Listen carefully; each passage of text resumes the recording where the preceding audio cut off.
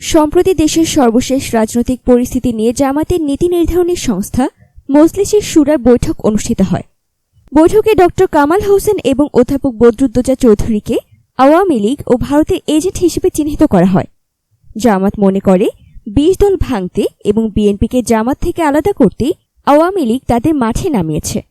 জামাতের মজলিসের শুরায় অভিমত ব্যক্ত করা হয় যে সরকার বিএনপিকে ভাঙার চেষ্টা করে ব্যর্থ হয়ে এখন এদের নিয়োগ দিয়েছে।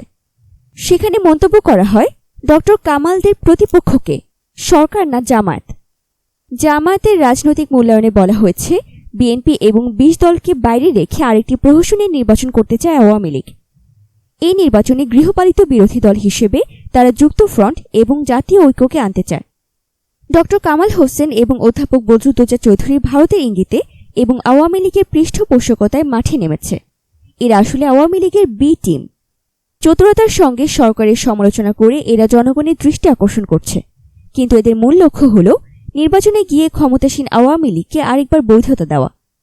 জামাত তার রাজনৈতিক মূল্যায়ন রিপোর্ট নিয়ে খেলাফত মজলিস, ইসলামী ঐক্যজোট, ওলামায়ে ইসলাম, বাংলাদেশ মুসলিম লীগ, বাংলাদেশ ইসলামিক পার্টি সহ ২০ দলভুক্ত রাজনৈতিক দলগুলোর সঙ্গে কথা বলেছে।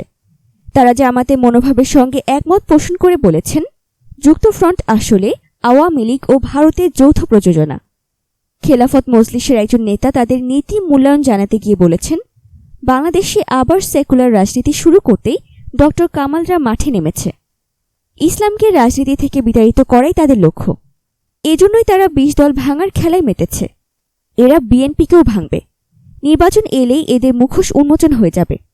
সংশ্লিষ্ট সূত্রগুলো বলছে, জামাত অনতি বিলম্বে ২০ দলের বৈঠক ডাকার আহ্বান জানিয়ে চিঠি দিয়েছে। ২০ দলের সমন্বয়ক নজরুল ইসলাম খানকে দেওয়া চিঠিতে বর্তমান রাজনৈতিক পরিস্থিতি মূল্যায়নের জন্য অনতিবিলম্বে ২০ দলের বৈঠক ডাকা প্রয়োজন।